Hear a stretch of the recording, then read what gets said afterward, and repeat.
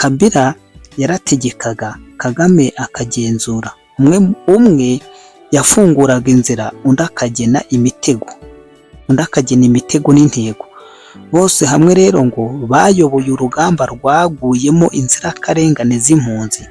Urugamba umuryango mpuzamahanga nubwo ufite raporo zawo ukomeje kwirengagiza.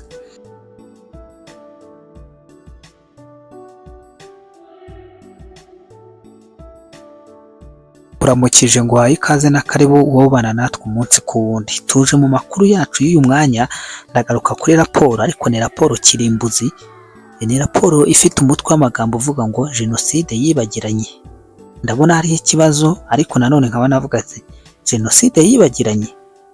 Ni iperereza rero ngo ryihariye kuva ku wo bita ngo ni Garetoni na Loni mu mwaka w'1998 kugeza kuri raporo ya mapping inshingano ngo za Paul Kagame ngo ku byaha byakorewe impunzi z'abahutu. Robert Garetoni ngo yari yarabidokimantarije mu mwaka w'1998 ubwo jenoside yibagiranye y'impunzi z'abahutu yemejwe ngo na raporo ya mapping. Kuva mu mwaka w'1996 kugera mu mwaka w'1997 rwagati mu mashyamba ya Kongo, kure y'ibyuma bifata amashusho n'urusaku rw'itangazamakuru, icyaha cy'itsembatsemba cyakozwe mu buryo bunoze. Impunzi z'abahutu zitari zifite intwaro, harimo abagore, abana n'abasaza, barahizwe baricwa maze bahanagurwa ku ikarita. Ubwo bwicanyi si ibihuha cyangwa ibihimbano by'abaharanira inyungu. Byanditswe n'umuryango w'abibumbye kuva mu mwaka w'1998. Intumwa idasanzwe Roberto Garetoni yatanze integuza mu mwaka w'2010. Raporo ya mapping yemeje ubukana n'uburemere bw'ibyabaye, igera n'aho ivuga ibyaha bishobora kwitwa jenoside. Ikibazo rero ngo si ukumenya niba ibyo byaha byarabaye, ahubwo ni ukumenya ngo ubifitemo inshingano yari inde. Mu bushorishori bw'urwego rw'ubuyobozi ngo hari Paul Kagame, icyo gihe ngo wari visi perezida akaba na minisitiri w'ingabo w'u Rwanda, umuyobozi w'ukuri w'inkotanyi APR. Raporo ngo z'umuryango w'abibumbye zerekana ko ingabo z'u Rwanda zari zihari kandi zikora ku buryo bugaragara rwagati mu muryango wa AFDR mu guhiga impunzi z'abahutu muri Kongo hose kugeza mu ntara ya Ekwateri. Ibi bikorwa nta busa byari bifite bwo kwibwiriza mu rwego rw'ingamba za gisirikare zashyizweho mu buryo buhuje, bidashobora gukorwa hatariho uruhushya rw'ubuyobozi bukuru. Mu mategeko mpuzamahanga ibyo byitwa inshingano z'ubuyobozi, muri politiki ibyo byitwa guhitamo. Ku butaka bwa Kongo rero uwo mushinga washyizwe mu bikorwa binyuze ku muntu wo hagati wo muri aka gace. Umuntu waje akaba nk'igikingirizo, uwo ni Laurent Desire Kabila, umuyobozi wa politiki wa AFDR. Yabaye igikoresho, atanga isura ya Kongo mu ntambara yari ifite imiterere y'ingamba zateguriwe hanze cyane. Kabila yarategekaga, Kagame akagenzura. Umwe yafunguraga inzira, undi akagena imitego n'intego. Bose hamwe rero ngo bayoboye urugamba rwaguyemo inzirakarengane z'impunzi. Urugamba umuryango mpuzamahanga nubwo ufite raporo zawo ukomeje kwirengagiza. Mu myaka hafi 30 ukuri kubangamiye benshi kwashyizwe ku ruhande rw'amateka mpuzamahanga. Ntibituruka ku nyandiko z'abaharanira inyungu cyangwa ibihuha bya politiki byanditswe muri raporo zemejwe, ahubwo raporo zemejwe z'umuryango w'abibumbye mu 1998. Intumwa idasanzwe Roberto Garetoni yanditse ku byaha by'itsembatsemba byakorewe impunzi z'abahutu. Ahanini bari abasivile muri Repubulika ya Demokarasi ya Kongo, cyane cyane mu ntara ya Ekwateri.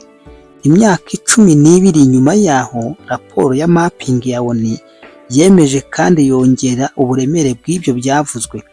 Umwanzuro uraremereye.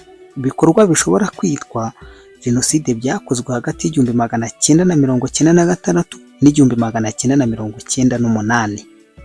Rero urumva yuko ibintu ntabwo byoroshye. Ikibazo cyo kwibaza, kubera iki raporo yongeye kuzamurwa uyu munsi mu gihe hagati ya Kongo n'u Rwanda bitifashe neza?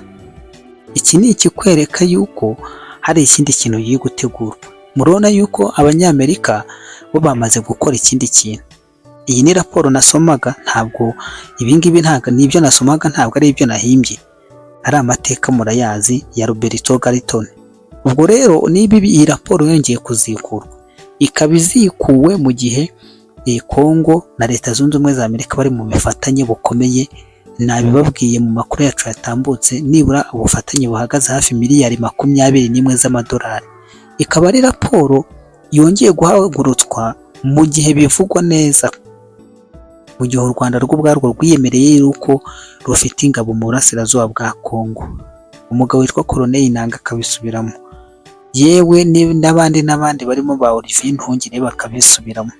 Iki ni ikikwereka ikigiye kuba. Mwitegura ikigiye kuba niba iyi raporo yongeye kuzamurwa. Iyi raporo ni imwe muri raporo zari zarashyinguwe kure cyane.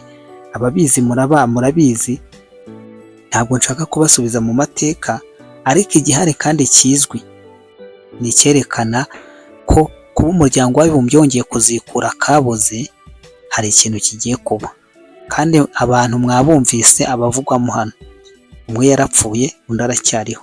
Uwo bavuze ngo Laurent Desire Kabila yarategekaga, naho mugenzi we ngo akaba ari gufungura inzira, ndetse yamara gufungura inzira ngo agategeka n'imitego igomba kuyitegwamo. None ikintu kibabaje, imyaka 12, ni imyaka 12 se gusa, kuva mu 1998, hoya ni imyaka irenga 30. Iyi raporo yongeye yazamuwe, ngo kandi zamuwe yahawe uburemere cyane buruta ubwo yari isanganywe. Niki kijya mbere rero? Nta kindi, ni igita kikubwira yuko hari icyo amahanga arimo arakora, kandi ibintu birimo birafata indi sura abantu batari barigeze batekereza. Ntabwo natekereza yuko iyo mwumva umusaza avuga ati sinkisinzira, ati telefoni imwe iravaho indi ikajyaho, umwe arahamagara, najya gusinzira undi akaba arahamagaye. Raporo zitangaza yuko ngo benda ngo kudufatira ibihano, raporo zitangaza yuko ngo bagiye kudusiba ku ikarita. Ibyo byose ni ibyerekana yuko hari gahunda aziranyeho n'aba bagabo, ni ibyerekana neza yuko hari ikintu nawe bamubwiye. Kuba aradasinziriye rero, urumva ko ibituma adasinzira ni byinshi, ariko kimwe mu biriho kandi bigaragara gifatika, yewe simfe ngo ni ibihano. Ibihano byo nta n'ikintu bivuze, ahubwo iyi raporo yikurikiranye neza ukareba finali zabirahe, kandi si irahe honyine, ahubwo raporo ishobora kuzarangira kandi itwaye abenshi mu bagizemo uruhare.